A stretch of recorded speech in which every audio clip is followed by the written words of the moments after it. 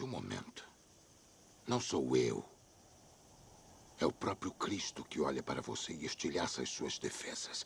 E nesse momento você entenderá que é totalmente conhecido de Deus. E se sentirá completamente amado. Bom dia, meu amado, minha amada que me assiste, graça e paz. Vamos começar o nosso domingo de hoje com a nossa escola bíblica online. Então vamos para a lição de número 4, que tem como título A Nova Condição do Salvo.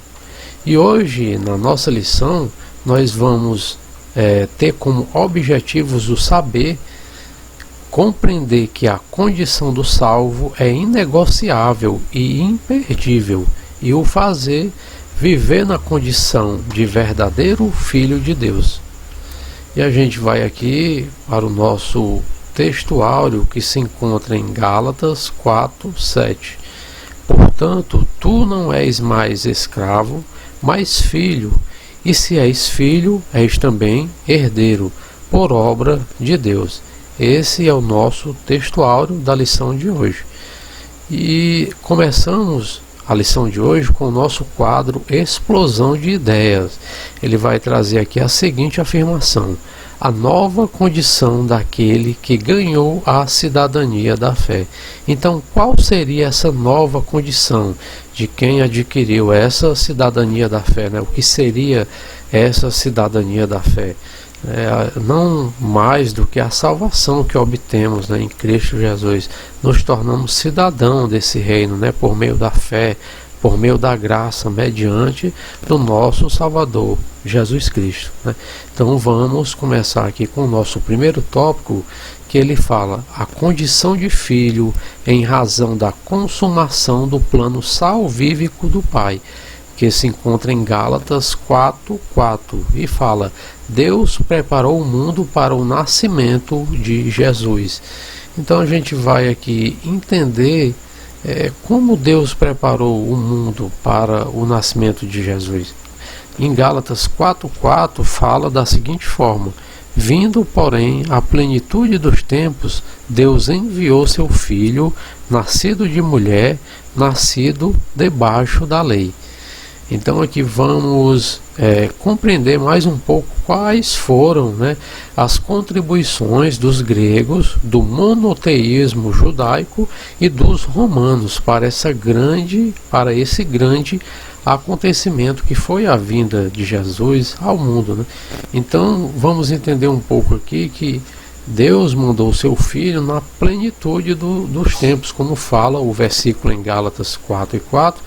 E vamos entender um pouco mais, né, das contribuições dos gregos. As contribuições dos gregos, eles contribuíram da seguinte forma, né? Os gregos naquela época de Jesus, eles contribuíram com a sua vasta literatura, né, com o seu vasto conhecimento filosófico, e por eles terem esse conhecimento, né, por eles terem esse panteão de deuses, de literatura e tudo mais, né, eles eram muito conhecidos, né, e a sua língua, o grego em si, era como se fosse o inglês hoje em dia. Então, a maioria das literaturas, né, de coisas que envolviam a questão filosófica, a questão, vamos dizer assim, das ideias, né, você tirava dos gregos e da língua, né? É tanto que você for ver o Novo Testamento, ele é todo escrito em grego, né? E algumas partes, muito poucas, em aramaico e hebraico, né? E o monoteísmo aqui também contribuiu bastante, né? O monoteísmo que ele vem do judaísmo, né, que é acreditar em um só Deus. E dos romanos também temos uma grande contribuição, que foram as estradas, né? Ali os romanos, eles tinham construído belas estradas que ligavam as cidades. Então isso facilitou a rota, né, vamos dizer assim, até para Paulo, né, também a rota de evangelização, a rota de viagem. Tudo isso facilitou o movimento ali para que fosse propagado o evangelho naquela região. Então essas são as contribuições que foram dadas por gregos, pelo judaísmo, né, e pelos romanos. Então a gente vai discutir aqui ainda nesse tópico. Deus trabalhou na história para que o pecado não tivesse poder condenatório em nossa vida. Então Deus ele fez tudo perfeitamente, é claro, né? Mas ele trabalhou de uma forma para que o seu filho viesse na plenitude, né? Numa época que pudesse realmente alcançar as pessoas, né? Então Deus ele trabalhou perfeitamente nessa história, né? Então vamos aqui prosseguir com o nosso estudo, e a gente vai ter aqui no nosso seguinte tópico, que fala assim: a condição de filho nos outorga o selo que é a garantia desta nova situação espiritual, que se encontra em Gálatas capítulo 4, versículo 6. E aqui nesse tópico vamos discutir de perdidos e condenados, agora salvos, adotados como filhos e tendo recebido por dádiva o Espírito Santo. Então, a expressão Abba Pai, o Espírito que recebemos é que nos conduz ao clamor fervente, reverente e dependente de Deus, dizendo Abba Pai. Então a gente vai discutindo aqui de perdidos que éramos, né? E agora somos salvos pela graça, mediante, né, a morte e mediante o ato redentor de nosso Senhor Jesus Cristo, nos tornamos filhos, né? E nos tornamos herdeiros dessa graça, né? Também por dádiva do Espírito Santo. Então temos que clamar nessa expressão Abba Pai, né? Que ela quer dizer o Espírito que nos recebeu, né, que nos conduziu a esse clamor fervente, reverente, dependente de Deus, né? Então a gente tem que ter esse entendimento, né, que estávamos perdidos, fomos resgatados por essa obra salvadora, remedidora de nosso Senhor Jesus Cristo, né? Então vamos passar para o nosso próximo tópico, que ele fala: a condição de filho nos dá o entendimento que somos reais herdeiros. Ela se encontra em Gálatas 4, 1, 7. Você já teve algum tipo de herança material, psicológica ou espiritual? É a pergunta aqui do tópico, né? Quais as mudanças que experimentou devido a essa herança? Então, nesse tópico, vamos discutir um pouco sobre isso, né? A herança material, psicológico ou espiritual, já está dizendo, ela herdamos algo, né, de alguém, ou de um familiar, ou de uma cultura, né? Mas a herança que ganhamos de Deus, qual seria essa herança, né? Porque, como a pergunta do tópico faz aqui, a herança material, essa psicológica, ela nos beneficia de alguma forma, né? Então a pergunta fica aí para você, né? Se você vai se responder em casa, obviamente, sobre essa indagação, né? Qual foi a diferença, né? Qual foi, vamos dizer assim, os atributos, quais foram os benefícios que você teve, né, com essa herança, e quais as mudanças que experimentou devido a essa herança, o que isso mudou em você, né, internamente, externamente.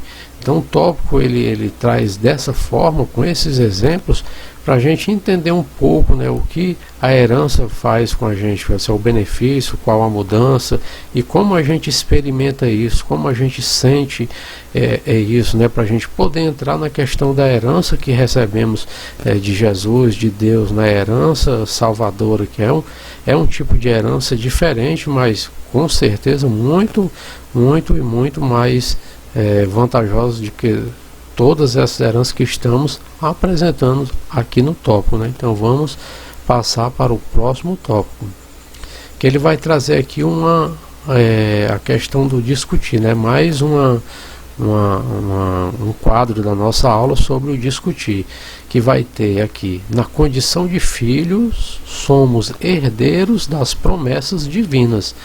Qual o fundamento da nossa condição de herdeiros? E aqui ainda traz a outra informação: nossa herança não é por questões consanguíneas, nem tampouco pela prática de uma religião histórica dos judeus, mas por Cristo Jesus. Então aqui, no tópico anterior, a gente entender um pouco nessa questão da herança, né, material, cultural, né, de família ou espiritual, e aqui vamos entrar no cerne da questão, né, vamos entrar aqui no que nos interessa realmente, que é a herança que adotamos do nosso Pai, né, de Jesus Cristo. Então, na condição de filhos, somos herdeiros dessas promessas divinas, né, quando aceitamos a Cristo, quando dizemos sim para Ele, nos tornamos sim herdeiros, temos esse direito como filhos, né? E qual o fundamento da nossa condição de herdeiro? O que fundamenta nessa condição para sermos herdeiros de Jesus Cristo? Aceitarmos, né, como único e salvador de nossas vidas, né? Então a gente ganha esse benefício, né, que já são vários, porque quando a gente vem à luz da Bíblia, quando a gente vem à luz da palavra e vem à luz dessa salvação que Cristo nos oferece de graça, né, porque a salvação é de graça, né, pela fé, não é pelas obras, para que não se glorie, como fala o versículo. Então a gente tem que entender que a gente tem essa condição e a gente ganha isso, né? Nossa herança não é por questões consanguíneas, como a gente está lendo aqui, não é por questão de família, né? Nem por sangue, nem por gerações, né? Mas é uma herança que adquirimos quando aceitamos a Cristo. Ela está estendida a todos, né? Ela não está, vamos dizer assim, só beneficiada para um grupo de pessoas, nem está direcionada para uns e não para outros, mas ela está aberta a quem quiser dizer o sim, a quem quiser aceitar a Jesus, né? Então, no final do tópico ela fala, nem tão pouco é pela prática de uma religião histórica dos judeus, né? Porque muitos judeus aqui, como estamos estudando no livro de Gálatas, entendiam que era uma questão também de religião, né? Uma questão de vamos dizer assim, do fazer, daquele ato repetitivo, dos sacrifícios, de todos os atos que o legalismo, né, que a lei, que a religião judaica em si trazia, né, pelas suas, vamos dizer assim, sacrifícios que eles tinham, né, e por alguns costumes que eles praticavam dentro da religião judaica, né. Mas nós não, nós somos salvos por Cristo, né, por entendermos que aceitamos a Ele e entendemos que Ele pagou a nossa dívida, que Ele pagou esse preço com a sua vida, com o seu sangue, né? Nós não tínhamos condições de pagar jamais esse preço, né? Então vamos passar para o próximo tópico, que fala: a condição de filho promove um relacionamento com Deus e conhecê-lo também, né? Que se encontra em Gálatas 4, 8 e 9. Então aqui vamos descrever com nossas palavras o apelo de Paulo aos Gálatas. E aqui a gente está aqui com a nosso slide que fala, né, um voluntário para narrar uma experiência de ter ajudado alguém a retornar para Deus. Então aqui, como a gente não está na classe, né, presencial, na aula física, você em casa aí, né, vai se lembrar, né, de alguma experiência que você teve, né, de ter ajudado alguém a retornar para Deus, alguém que estava distante, e através do seu testemunho, ou então através do seu esforço de estar lá indo na pessoa, né, com paciência, falando do amor de Deus para ela, olha, volte, né, volte enquanto é tempo. Essa pessoa regressou para Jesus, né, para os caminhos de Deus. Então você vai aí tentar na sua casa, né, e onde você estiver assistindo a nossa aula, externar, lembrar, né, de algumas situações que já aconteceu na sua vida, que você ajudou alguma pessoa a retornar para os caminhos de Deus, né? Então vamos passar para o próximo tópico, que mais um quadro aqui sobre o discutir, né? E a gente agora vai discutir sobre o conhecimento que Deus tem de nós, que gera o conhecimento que se pode ter dele. Nosso conhecimento de vida com o Pai é em função de conhecermos Jesus. Então, o tópico aqui, né, a discussão ela é bem clara, ela é bem objetiva. O conhecimento que Deus tem de nós, que gera o conhecimento que se pode ter dele. Então, Deus, com certeza, né, nos conhece, nos criou, e nós, através disso, podemos também ter essa via de mão dupla, né, esse interesse mútuo também de conhecer mais dos seus atributos, de conhecer mais da sua lei, de conhecer mais do nosso Criador. Então a gente tem que ter esse conhecimento também de Deus, né? Eles têm que ter essa vontade de estudar mais, e a gente conhece Deus através da Escritura, né? Através da Bíblia, a gente lendo, estudando, nós podemos conhecer mais Deus através da Bíblia Sagrada.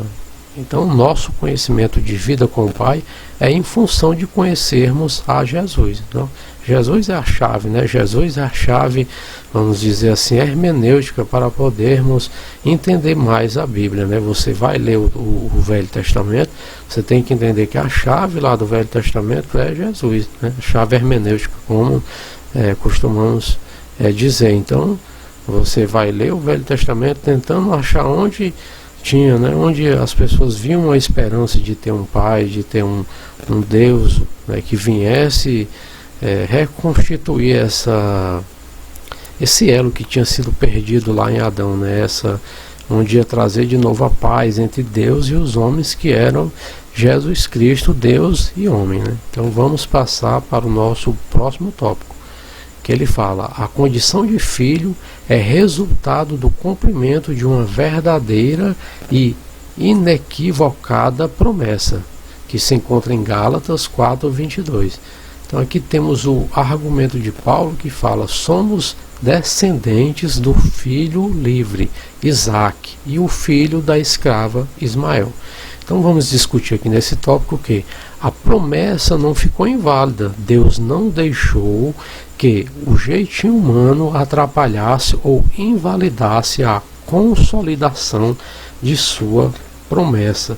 Então aqui a gente vai, né, Paulo aqui ele está fazendo uma alusão a Abraão, né, a história de Isaque, a história de Ismael, porque Abraão ele tinha a promessa, ele era, vamos dizer assim, prometido. Deus tinha prometido a ele que ia estender a sua geração como as estrelas do céu e a areia e como a areia do mar. Então Abraão ele tinha essa promessa, mas ali o lado humano, porque somos humanos, somos falhos, ele se precipitou um pouco, né? Então ele teve um filho com a escrava, né? Como fala aqui, com a sua serva, e foi o filho Ismael, que é o que está falando no tópico aqui, o filho da escrava, de Agar.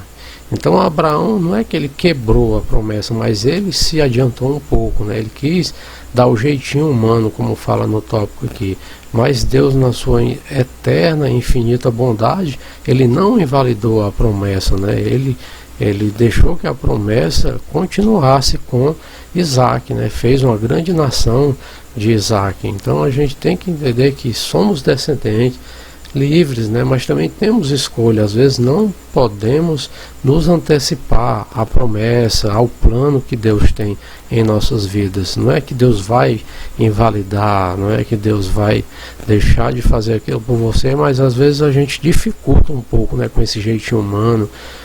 Nós mesmos atrapalhamos ou nos sabotamos quando queremos dar o jeitinho humano ou o jeitinho brasileiro, já que estamos no Brasil, né? Então vamos passar para o nosso próximo tópico. E aqui no nosso próximo tópico temos a atividade de suplemento, que na verdade são os momentos finais da nossa aula. Todo final de aula a gente vai ter aqui essa atividade de suplemento. Nessa tabela a gente vai ver os desafios a serem alcançados. O que nós estudamos hoje, que foi a lição 4, a nova condição do salvo. O assunto foi vivendo uma nova condição de salvo diante de Deus. E o nosso desafio, mediante essa lição, é preparar uma reflexão sobre o seguinte tema: meus privilégios e responsabilidades como salvo por Cristo. Então, quais são nossos privilégios, né, trazendo para todos nós aqui, e quais nossas responsabilidades como salvos em Cristo, né? Porque como na lei que temos em nosso país, temos deveres, né?